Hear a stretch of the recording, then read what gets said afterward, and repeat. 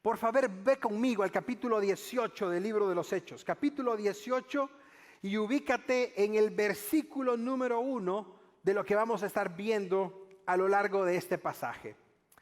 Cuando ya estés ahí, vamos a cubrir o tratar de cubrir 21 versículos de este capítulo. Y la lectura va a ser una lectura bastante interesante porque ahora Lucas nos va a decir que el apóstol Pablo sale de Atenas. Recuerda que el último mensaje que predicó Pablo lo predicó en el Areópago, es decir, en el centro filosófico y cultural de Atenas. Y ahora Pablo va a salir de la región de Atenas y va a llegar a la región de Corinto. Estamos en el segundo viaje misionero y para mayor referencia, permíteme mostrarte en pantalla el siguiente mapa. Ahí tú vas a poder ver la zona de Atenas, Grecia, lo que actualmente conocemos, y vas a poder ver cuando Pablo se desplaza hacia la zona del este, o del oeste en este caso, a la zona de Corinto.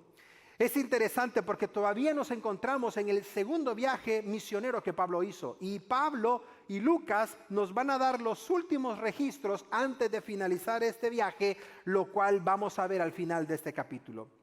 Historias como la que te compartí del Dr. Billy Graham e historias como las que vamos a leer en Hechos 18, a mí me hacen preguntarme qué se necesita para ser efectivos en el evangelismo. Porque escúchame, hay personas que nos han compartido y en lo personal me han dicho de que no pueden evangelizar porque no es su don. Hay personas que tienen esa idea. Hay personas que esperan que Dios les diga, te daré el don de evangelismo para que evangelices a tus vecinos.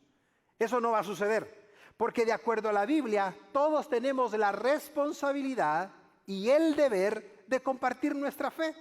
Ahora, no estamos diciendo que eso significa que cuando tú conozcas a una persona le preguntes, cuando tú mueras, ¿vas a ir al cielo o al infierno? Muy probablemente no vas a tener buenos amigos. Pero si tú saludas a una persona, le comentas, le hablas, le platicas, hablas de todo un poco y luego le dices a Dios, Dios, dame la oportunidad para presentarle el evangelio. Cuando menos lo esperes, esa persona te va a dar una pauta. O tú vas a entender que es la dirección que Dios te está dando para que le puedas compartir el mensaje del evangelio. Cuando aprendemos eso, el capítulo 18 de Hechos nos presenta 5 maneras en las que tú y yo podemos ser efectivos, eficaces a la hora de presentar el evangelio. Así es que lo primero que aprendemos de Hechos capítulo 18 es que el evangelismo se vuelve más efectivo, tanto personal como colectivamente, cuando lo hacemos trabajando en equipo. Y me encanta eso porque la Biblia es el primer libro que nos habla de trabajar en equipo. Ahora en día se ha puesto muy de moda esto del teamwork, pero la Biblia es el primer libro que nos habla de trabajar en equipo. Y aquí lo vamos a ver claramente en este pasaje. En los primeros versículos observa lo que Lucas dice que sucedió. Después de estas cosas, dice Lucas, el apóstol Pablo salió de Atenas y se fue a Corinto. Y ahí en Corinto halló a un matrimonio judío compuesto por Aquila, el esposo, y su esposa Priscila. Estos habían venido de Italia, es decir, de Roma, por cuanto el emperador Claudio había mandado un decreto que todos los judíos salieran de Roma. Por lo tanto, ellos tenían que salir de Roma. Pero en los planes de Dios estaba que Pablo encontrara a Priscila y Aquila en la ciudad de Corinto. Y observa lo que agrega Lucas. Lucas dice, ellos tenían el mismo oficio que tenía el apóstol Pablo y trabajaron juntos, pues el oficio de ellos, dice Lucas, era hacer tiendas de campaña. ¿Te imaginas en estos 3 versículos la cantidad de información que Lucas nos ha dado?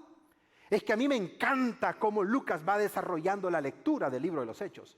Lucas no solamente nos dice, y Pablo salió de Atenas y se fue a Corinto. No, Lucas agrega información. Lucas acompaña la información de tal manera que podamos tener una perspectiva amplia del contexto que está mencionando en estos 3 versículos. Hay varias cosas que van a llamarnos nuestra atención. Lo primero, número 1, Corinto era una ciudad romana. De acuerdo a los datos históricos, y si tú lo puedes ver más ampliamente en el mapa, tú te darás cuenta que Corinto es una ciudad portuaria.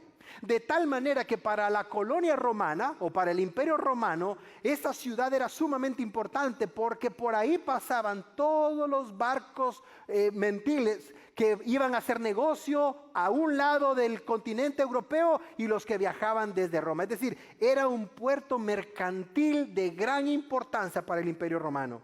A mí me llama la atención que Pablo buscó ir a Corinto para predicar el Evangelio.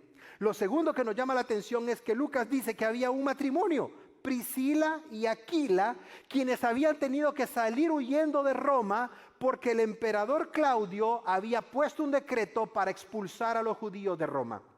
Y si tú me dices a mí, Pastor Eric, ¿la Biblia está compuesta de fábulas o datos históricos confiables? Bueno, escúchame lo anterior. ¿Sabes tú que el emperador Claudio hizo ese decreto en el año 49 después de Cristo aproximadamente? Y no lo dice la Biblia, sino que lo dicen las fuentes históricas. Por lo tanto, aquí tenemos un dato histórico corroborable por la historia que está mencionando Lucas. ¿Y la conclusión cuál es? Si la Biblia menciona a Claudio como emperador romano y la historia dice que existió un Claudio que en el año 49 sacó a los judíos de Roma, ¿qué significa eso? Que la Biblia está correcta en lo que dice. La Biblia no tiene fábulas, la Biblia no tiene cuentos, la Biblia no tiene historietas, la Biblia no tiene cuento de fábulas, la Biblia es palabra de Dios, la Biblia es real. Lo que falta es que la estudies, lo que falta es que la leas y que la compartas con tus hijos. No solamente le digas a tus hijos que Dios abrió el Mar Rojo. Cuéntales algo más. No solamente le digas a tus hijos de que Dios creó a Adán y a Eva en el jardín. Enséñale a tus hijos que Dios tiene un plan para ellos. Enséñale a tus hijos que aquellos que honran a Dios, Dios los va a honrar cuando vayan a la universidad.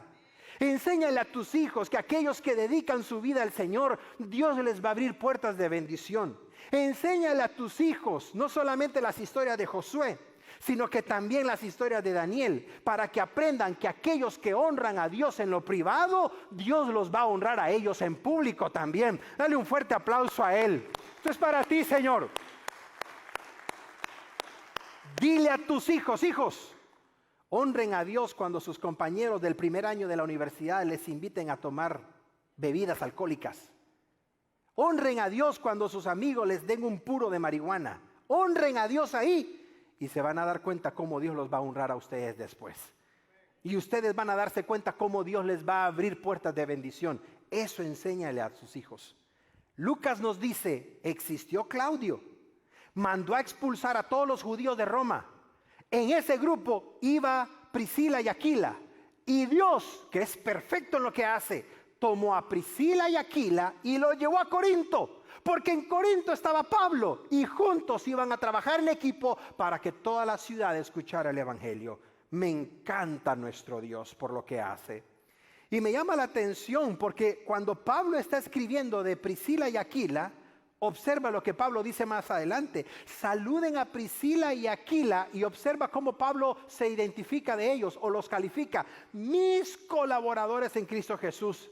Y esa parte me toca el corazón. Pablo le dice a los romanos, ellos expusieron su vida por mí. Qué hermoso es eso. Cuando hay trabajo en equipo, cuando hay amistad genuina, cuando hay amistad sincera, qué maravilloso es. Cuando realmente las personas te ofrecen trabajar juntos en el reino. Te cuento algo, aquí en confianza, no, pero no lo vayas a comentar con nadie. Recuerdo que hace un tiempo atrás una persona se incorporó a nuestra iglesia. Estaba tan emocionado con formar parte de la iglesia y yo observé que había mucha pasión en él, pero lo que es característica, a veces la pasión no va acompañada de una buena decisión. Recuerdo que me dice esa persona, pastor, de esta iglesia me sacan con los pies por delante.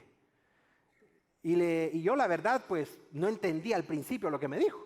A ver, ¿cómo es eso, hermano? Sí, me dijo, me van a sacar en el ataúd con los pies por delante, pastor, porque de aquí nadie me mueve.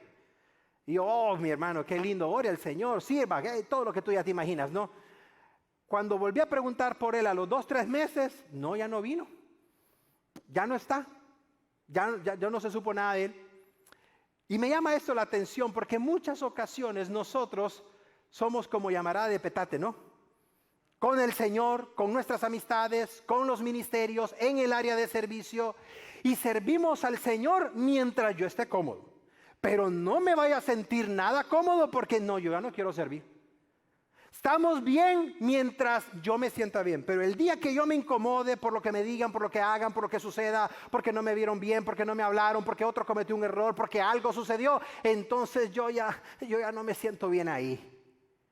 Me encanta Priscila y Aquila. Expusieron su vida por Pablo. Sirvieron al Señor junto con Pablo, porque cuando se combinaron los tres, sabían trabajar en equipo para honra y gloria del Señor. Ese es el espíritu que te debe de caracterizar a ti. Ese es el espíritu que debe de caracterizar a los servidores del Señor. No nuestra comodidad, sino el bienestar del Señor y que otros conozcan de Él. Lucas capítulo 9, versículo 2 nos da otra gran lección. Porque imagínate, Jesús, el Hijo de Dios, no necesitaba servidores o acompañantes para que pudiera hacer su obra. Él era el Hijo de Dios. Pero ¿sabes lo que nos enseña Lucas 9? Que Dios mandó a Jesús y cuando Jesús vino aquí a la tierra se apoyó con 12 discípulos. Dice el pasaje, envió a 12 a predicar el reino de Dios y a sanar enfermos. Observa, nuestro mismo Señor Jesucristo necesitó trabajo en equipo para poder hacer el ministerio que el Padre le había pedido. Si nuestro mismo Señor, quien es el Hijo de Dios, necesitó apoyo, ¿cómo no lo vamos a necesitar tú y yo a la hora de hacer la obra que Dios nos ha mandado a hacer? Y si tú lees el capítulo 10, más adelante de ese mismo libro, observa lo que dice el pasaje. Designó el Señor, refiriéndose a Jesús, a 70 discípulos adicionales. Tú y yo estamos familiarizados a decir que solamente eran 12 discípulos. Te corrijo, eran más de 12 discípulos. 12 discípulos era el círculo más cercano de Jesús. Pero aparte de estos 12 discípulos, Lucas dice, habían otros 70 más, a quienes el Señor mandó a predicar para que fueran adelantando la voz del Evangelio. Entonces, ¿qué significa este primer punto? Que para que tú y yo seamos efectivos a la hora de evangelizar, lo tenemos que hacer en equipo. Lo tenemos que hacer acompañados de otras personas para que la obra de Dios avance. Número 2, Hechos 18 nos enseña que para que el evangelismo sea efectivo, no solamente se debe hacer en equipo, sino que también se debe de hacer con mucha pasión. Y esto es importante porque, como acabamos de mencionar, necesitamos la pasión para hacer todo, pero la pasión no lo es todo. Observe el versículo 5 del capítulo 18. Pablo, dice Lucas, estaba entregado por entero. Me llama la atención y esa parte tienes que subrayarla en tu Biblia, te lo recomiendo. Estaba entregado por entero a la predicación de la palabra, testificando a los judíos que Jesús era el Cristo. A mí me llamó mucho la atención ese término que menciona Lucas, entregado por entero. ¿A qué se refería Lucas? Me di a la tarea de buscar este término en el texto original, que como lo hemos mencionado, fue el griego en aquel entonces. Esta palabra, entre sus muchos significados, significa presionado por, presionado por. Entonces, si entendemos lo que Lucas está diciendo acá, es que el apóstol Pablo se sentía presionado por la necesidad de compartir de Cristo con las personas. Entonces yo te pregunto, ¿has sentido tú en alguna ocasión esa presión divina? Yo la sentí, por ejemplo, cuando fui esta semana antepasada con mi hija Eliana, que te enseñé una foto a este parque de diversiones de SeaWorld. En algún momento cuando me quedé sentado y mareado que veía 4 personas, tú sabes lo que me tocó el corazón, ver a todas esas personas caminar frente a mí. Y lo primero que me vino a la mente es, todas estas personas necesitan escuchar el Evangelio. Necesitan escuchar el Evangelio. Y cuando tú te sientas o cuando tú te detienes y ves adultos, jóvenes, niños, pelos largos, pelos cortos, aretes, esto y lo demás, guangos y todo lo que tú quieras, en lugar de juzgarlos, que es lo primero que nos brota, ver la necesidad de Cristo que tienen las personas. En lugar de señalar, no se viste tal, no habla igual, o está tomado de la mano de X o de esto, ¿por qué no ver la necesidad que la persona tiene de conocer el Evangelio? Eso me impactó cuando leí esta porción, porque Lucas dice que Pablo estaba entregado por entero, por completo, a esa presión de sentir que otros necesitaban escuchar el Evangelio. Y no me sorprende, porque cuando el apóstol Pablo escribió su primera carta a esta iglesia, observa lo que él les dijo. Pues si anuncio en el Evangelio, no tengo por qué gloriarme, dijo él, porque me es, observa lo que Pablo dice, lo que es la predicación del evangelio, impuesta necesidad. Impuesta necesidad. Y observa lo que dice al final: ay de mí si yo no anunciara el evangelio. Ay de mí si yo no compartiera el evangelio con las personas. Yo te pregunto, ¿tienes esta misma necesidad tú de compartir el evangelio? Porque escúchame, si tú no tienes la necesidad de compartir el evangelio cuando sales de vacaciones, o cuando estás en tu lugar de trabajo, o cuando tienes una oportunidad, algo está mal. Algo no está bien.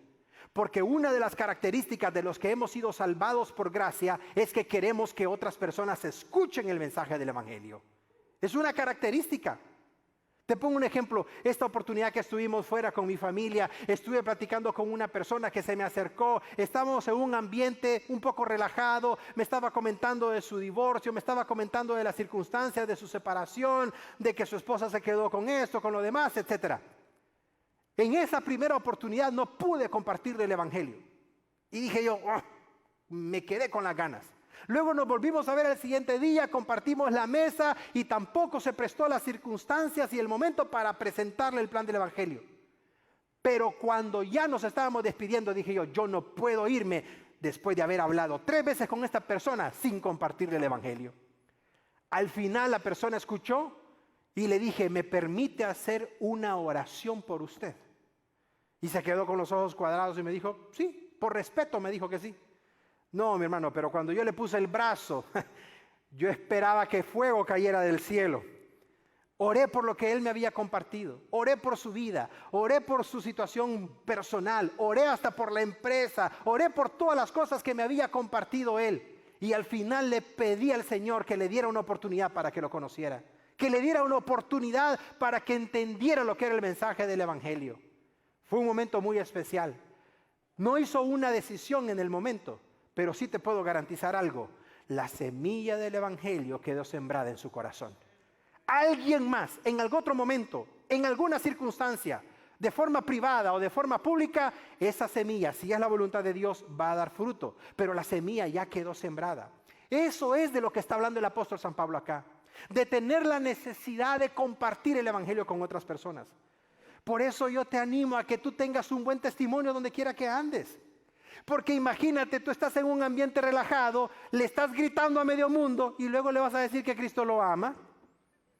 Tratas mal al mesero, lo haces de manera prepotente, lo haces de manera orgullosa y luego le quieres compartir el evangelio. Te va a decir el mesero, pero ¿cuál evangelio me va a compartir? Porque lo que acabo de escuchar no es la misma persona. Por eso tu testimonio debe de ir alineado al mensaje del evangelio, para que sea congruente, para que tenga credibilidad y para que las personas digan, bueno, si esta persona cambió, pues de igual manera yo también puedo cambiar. De eso se trata. Fuimos a comprar una llanta. La persona estaba todo mugroso de estar cambiando llantas. Tu servidor fue, lo saludó, le di la mano, le pregunté por la llanta, cambió la llanta, lo traté de la mejor manera posible. No pude presentarle el evangelio porque había una fila de carros detrás, pero después le preguntó a la persona con la que yo iba y le dijo, él es cristiano, ¿verdad? Porque hay algo diferente en él, me trató como nadie me trata jamás. A una persona que cambia llantas. Porque cuando tú eres así, genuinamente, es como que estás abriendo la puerta del corazón de la persona. Le estás dando importancia a esa persona como Jesús mismo lo hizo o como Jesús mismo lo haría. Y no lo juzgas por la ropa que anda vestido, ni por las alhajas que trae, ni por el coche que maneja, sino por la necesidad espiritual que tiene. De esa manera tenemos que hacerlo. Y a mí en lo personal me impacta, porque Pablo dice, me es necesidad compartir el evangelio. ¿Y cuál era el mensaje que predicaba Pablo? Observa el versículo 5, testificando a los judíos que Jesús era el Cristo. ¿En qué se basa el mensaje del evangelio? En lo que tú estás leyendo ahí. El mensaje del evangelio no es que el pastor o la persona diga, fui, conocí, me bajé, me subí, estuve y qué bonito fue y aquí está la foto. Ese no es el mensaje del evangelio. El mensaje del evangelio no es yo creo, yo pienso, yo me imagino, yo supongo. El mensaje del evangelio es predicar a Cristo y a este resucitado. Es predicar a Jesucristo como el Hijo de Dios. Ese es el mensaje del Evangelio. No le agregues, no le quites, no le pongas. Ese es el mensaje del Evangelio. Y si tú me dices, pastor, ¿y habrá alguna manera, alguna estructura para que yo pueda aprender cómo presentar el plan del Evangelio? Sí. Y me gustaría presentarte la cita bíblica para que la anotes y te la aprendas de memoria. Cuando el apóstol Pablo llegó a Corinto y les escribió su primera carta, Pablo les dijo lo siguiente: lo que les he enseñado a ustedes es lo mismo que recibí. ¿Cuál es el meollo del Evangelio? Es el que leemos a continuación. Número 1, que Cristo murió por nuestros pecados. Esa es la primera verdad. La segunda, que Cristo fue sepultado. La tercera, que Cristo resucitó al tercer día conforme a las Escrituras. Y agrega la cuarta: un día muy cercano va a volver otra vez por su iglesia. Dale un fuerte aplauso a él. Ese es el mensaje del Evangelio. Pastores, que yo no he ido al seminario, fíjese que a mí no se me quedan las cosas, tengo mente de teflón. Pero ¿cómo se llama la novela que está ahorita? ¿Quién quedó en la casa de los famosos? A ver, recuérdamelo. Ah, bien sabes, ¿verdad? No te lo perdías, ¿verdad? La Biblia no se te queda, pero todo lo demás, aprende lo que dice Pablo. 3 cosas tiene el mensaje del Evangelio. Cristo murió por nuestros pecados. Fue sepultado, como afirman las Escrituras, pero resucitó al tercer día. Y agrega la cuarta: muy pronto volverá por su iglesia. Y luego pregúntale a la persona: ¿estás preparado para recibir al Señor? ¿Estás preparado para cuando Él vuelva? ¿O estás preparada o preparado para frente a Él estar en su presencia? Y ahí tú puedes aprender cómo presentar el plan del Evangelio. Hechos 18 nos enseña que para que el evangelismo sea efectivo debe de hacerse en equipo, debe de hacerse con pasión. Pero número 3, debe de hacerse con enfoque. Y aquí es donde la pasión se complementa con el enfoque, porque la pasión no te va a llevar lejos.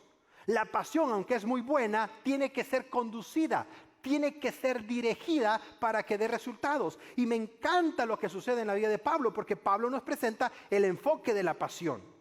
Me llama mucho la atención porque Pablo pudo haberse enojado por lo que sucedió a continuación, según el relato. Lucas dice que lo sacaron de la sinagoga. A Pablo lo han sacado de toda Europa. En todas las sinagogas de Europa lo han sacado. ¿Se ha desanimado? No. ¿Le ha dicho a Dios, tú eres el responsable de esto? No.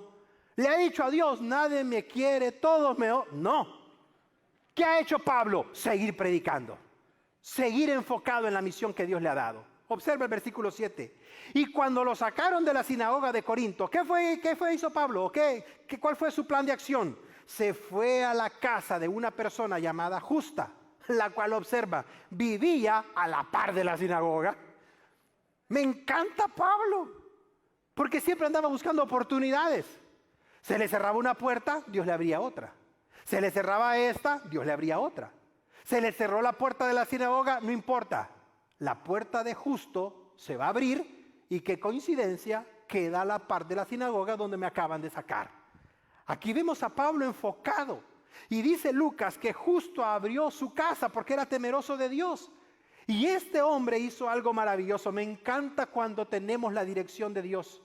Y nosotros como iglesia lo hemos experimentado y lo seguiremos experimentando muchas veces más. Porque observa el versículo 8. Cuando se dio esto, dice Lucas que un hombre llamado Crispo, que era el principal de la sinagoga de donde lo habían sacado, observa lo que sucedió. Creyó en el Señor, y no solo él, sino que toda su casa. Y muchos de los corintios también oyeron y creyeron y fueron bautizados. Gloria a Dios. ¿Te imaginas que Pablo se hubiese desanimado y no hubiera seguido predicando? ¿Te imaginas que Pablo se hubiese desanimado y nunca más hubiera evangelizado a nadie? No se hubiera convertido Crispo, no se hubiera convertido su familia y no se hubieran convertido todas las personas que lo hicieron. ¿Qué aprendemos de esto? Que tu trabajo y el mío es anunciar el evangelio. La decisión o el resultado se lo dejamos a Dios. Las personas no nos están rechazando a nosotros, están rechazando a Dios.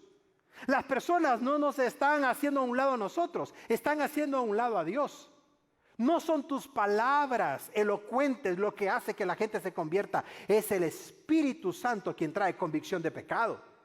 Por lo tanto, tú solamente anuncia, tú solamente evangeliza y deja el resultado al Señor, que Él te va a sorprender.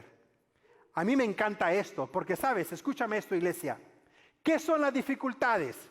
Las dificultades son oportunidades camuflajeadas que Dios nos da para que podamos ver su mano moverse en nuestra vida. Esas son las dificultades. Las dificultades no son para que nosotros tiremos la toalla ni colguemos los guantes, sino que las dificultades son oportunidades divinas disfrazadas para que veamos la mano de Dios. Esas son las dificultades. Y yo te animo que cuando venga una dificultad en tu vida, Señor, ¿qué vas a hacer, Padre? Señor, se me cerró esta puerta, pero glorifícate, Señor. Sorpréndeme, Padre. Sorpréndeme, Señor. Dios lo va a hacer, donde menos lo esperes. Cuando menos lo imagines, Dios te va a sorprender. Y cuando lo haga, tú le vas a decir, Dios, eres el único digno de recibir la honra y la gloria, porque te mandaste, Padre. Te mandaste, Señor. Te mandaste. Hace un par de semanas estuvimos orando por una familia que salió para Texas. Entre sus muchas peticiones está que por favor les aprobaran un crédito para un terreno grande. El terreno tenía una casa dentro. El terreno estaba a la par del negocio que ellos estaban queriendo poner. Pero habían peros y peros. Recuerdo que oramos antes de despedirlos. Si tú lo recuerdas porque oramos por ellos en la iglesia.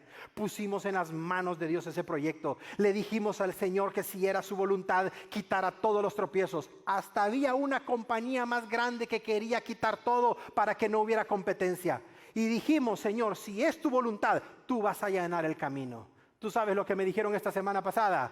El banco les aprobó el crédito, les aprobó para comprar el terreno, les aprobó todo lo que necesitaban. Y ahora no solamente van a poner su negocio, sino que también van a poner en un futuro cercano una casa de oración para que el nombre del Señor sea glorificado. Dale un fuerte aplauso a Él. Es lo que Dios hace. Te sorprende. Y resulta que la esposa tenía mejor crédito que el esposo, imagínate. Así es Dios, te sorprende. De donde menos te imaginas, Dios dice, deja que yo me glorifique. Y podrá estar quien sea a la par. Para Dios no hay competencia.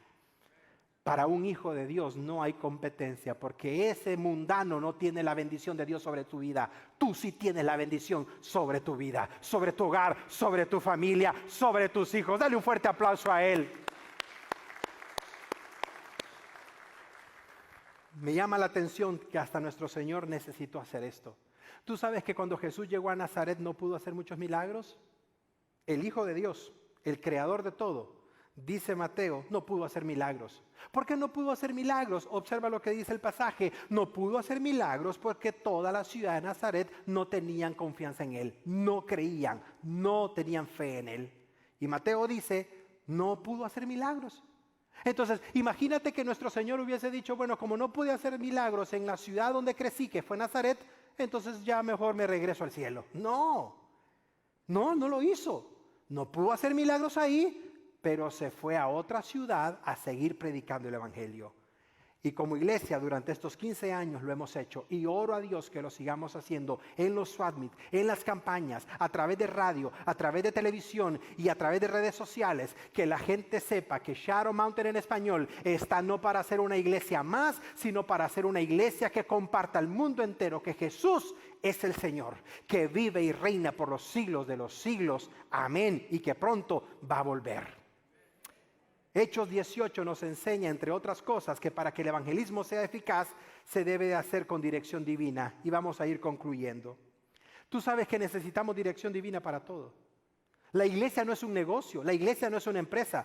Triste y vergonzosamente muchos pastores lo quieren ver hacer así. Pero no es un negocio, no es una empresa, no es una campaña de mercadeo, no es una campaña de redes sociales, no es una estrategia de medios de comunicación. La iglesia es un ente espiritual dirigida por Dios. Y yo, que tengo el privilegio de servir como pastor general, no soy capaz ni me atrevo a pensar de que es tu servidor el que lleva la dirección de esta iglesia. Te lo digo con honestidad. En cada decisión donde nos hemos trabado, Señor, responde. Señor, ayúdanos. Señor, esto. Señor, lo demás. Señor, las finanzas. Señor, los ministerios. Señor, este problema o esta situación. Siempre llevamos todo al Señor. Y en lo personal lo hago constantemente. Cuando llegué a este punto, confirmé que todo depende de la dirección divina. El apóstol San Pablo, cuando estaba en el libro de los Hechos, tú te acuerdas, a punto de irse para Rusia o para Europa, un macedonio le dijo, ven, ayúdanos, en el capítulo 16. Y entonces Pablo entendió que tenía que irse a Macedonia. Aquí volvió a suceder lo mismo. En el versículo 9 y 10, el apóstol Pablo tenía temor en su corazón por lo que había sucedido en todas las ciudades anteriores. Y mira quién le habló en una visión de noche. Mira quién lo animó. Mira quién estuvo cuando nadie estaba con él. Dice el pasaje, entonces el Señor le dijo a Pablo en visión de noche, Pablo, no temas, sino habla y no calles. Por eso el mensaje se titula de esa manera.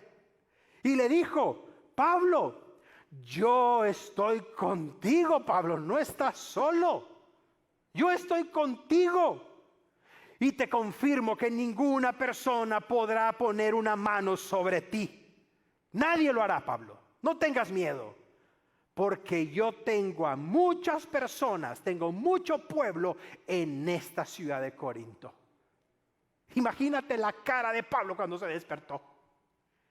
Imagínate Pablo sintiéndose triste, solo, frágil a la hora de ir a cada cama y recibir esta confirmación de parte de Dios. ¿Tú sabes algo? La misma confirmación te puede dar Dios a ti cuando lo necesites. Cuando pases por ese momento de angustia, Señor, estoy angustiado, Él te va a animar. Cuando pases por ese problema de divorcio, por esa situación familiar, por esos problemas personales, cuando pases por esas áreas que solamente tú sabes, Señor, necesito una palabra de ánimo, y cuando menos lo esperes, Dios te la va a dar. Dios te va a confirmar que no estás solo o sola. Dios te va a confirmar que está contigo. Dios te va a confirmar que nadie ni nada te va a tocar, porque Él está contigo. Dirección divina. Pídele a Dios dirección divina. Y yo te aseguro que si tú lo buscas de corazón, lo vas a encontrar. Ahí es en donde las oraciones de madrugada son tan importantes. Ahí es en donde los ayunos son importantes. Ahí es en donde la búsqueda genuina de Dios es importante, porque hasta el día de ahora yo te confirmo que aquellos que han buscado a Dios de corazón, lo han encontrado, porque Él ha prometido, si me buscas de todo tu corazón, de cierto me vas a encontrar. Dios le dice a Pablo, Pablo, no tengas temor, yo estoy contigo y te voy a dirigir en todo lo que tengas que hacer. Me llama mucho la atención porque es lo que tanto necesitamos ahora en día, dirección divina. No campaña de mercadeo ni nada de esto que algún resultado podrá tener, pero nunca va a sustituir la dirección del Espíritu Santo sobre la iglesia de Cristo. Y para despedirnos, un ministerio de evangelismo o la acción de evangelismo, para que sea efectiva, necesita que tenga paciencia. Y me sorprende esto, porque a ti y a mí no nos gusta esa palabra. Nadie quiere ser pacientes ahora en día. Queremos las cosas ya. Para ayer, pastor, para ayer me urgen. Y si no, pregúntale a la hermana Patti, ¿para cuándo necesita la cita? Ya. Y la hermana Patti siempre me recibe todos los martes con una lista que sale del papel de todas las personas que tienen urgentes. Cuando Pablo se topó con estos creyentes de Corinto, se topó con una realidad, que trabajar con personas es difícil. Eso no dices amén, ¿verdad? Me dice una persona, pastor, mira esta foto, y me enseña una foto cuando tu servidor tenía el pelo negro. Y me dice, ¿qué pasó, pastor? ¿Cómo que qué pasó? Le digo, pregúntele a la iglesia, eso es lo que pasó, le digo. Estábamos platicando y me enseñó varias fotos y le digo, ¿de dónde sacaste esas fotos para borrarlas? En el internet están, me dijo. Ay, Dios, le dije yo. Paciencia. Porque la iglesia de Cristo no es una maquila en donde aprietas 3 botones y sale el producto final. Que así fuera. Son personas, y las personas somos complicadas por naturaleza. ¿Por qué lo digo? Observa lo que dice el versículo 11. Y se detuvo en la ciudad de Corinto, dice Lucas, 1 año y 6 meses, enseñándoles la palabra de Dios. ¿Te imaginas cuánto tiempo le tomó a Pablo quedarse discipulando a los creyentes de Corinto? Por cierto, si alguna vez tú te preguntas de dónde surgieron la primera y segunda carta a los Corintios, ahora entiendes de dónde. Estos creyentes amaban a Dios. La iglesia de Corinto tenía todos los dones espirituales. Léelos. La iglesia de Corinto era una iglesia maravillosa, era una iglesia llena de dones. Pero Pablo se tuvo que quedar 1 año y medio porque era una iglesia carnal, les dijo adelante. Era una iglesia que estaban olvidando el principio de la Santa Cena y estaban olvidando el principio de la hermandad unos a otros. Tanto así que dice la historia que en la ciudad de Corinto estaba un templo de Afrodita. ¿Y tú sabes cuántas sacerdotisas había en el templo? 1000 sacerdotisas. Pero eso no es todo. La historia nos dice que esas 1000 sacerdotisas en el templo de Afrodita, que estaba en la ciudad de Corinto, se prostituían todos los días ante las personas que querían, etcétera, etcétera. Entonces Pablo tiene que invertir 1 año y medio de su ministerio y de su vida enseñándole a estas personas a guardarse en su pureza sexual y a guardarse en su pureza espiritual, porque es lo que Dios espera de ellos. Ahora, si tú me dices, pastor, pero eso solamente pasa en la iglesia de Corinto, ¿crees eso? Pasa en toda iglesia, tristemente. Pero por eso Dios le dijo a Pablo, Pablo, tengo mucho pueblo en esta ciudad, así que necesito que tú te quedes para predicar, evangelizar y discipularlos, porque son mi pueblo. Ahora, Pablo va a terminar este viaje de una forma muy interesante, porque después de que estuvo en Corinto, Lucas nos dice que se rapó la cabeza el apóstol Pablo. Hizo un voto, no sabemos por qué lo hizo, pero Pablo hizo un voto espiritual y se rapó la cabeza, y también lo hicieron sus acompañantes. Y cuando sale de Corinto, dice Lucas, se va a dirigir a la ciudad de Éfeso, y después de la ciudad de Éfeso a la ciudad de Antioquía, porque Pablo tenía la urgencia de llegar a Jerusalén para poder pagar su voto delante de Dios. No sé tú, pero esta historia de Pablo en su segundo viaje misionero cada vez se va poniendo más emocionante, porque vamos a ver en los capítulos siguientes cómo es que Pablo llegó a Éfeso y cómo llegó hasta Jerusalén con este mensaje del evangelio y los retos y desafíos que tuvo que enfrentar para que más personas conocieran de Cristo.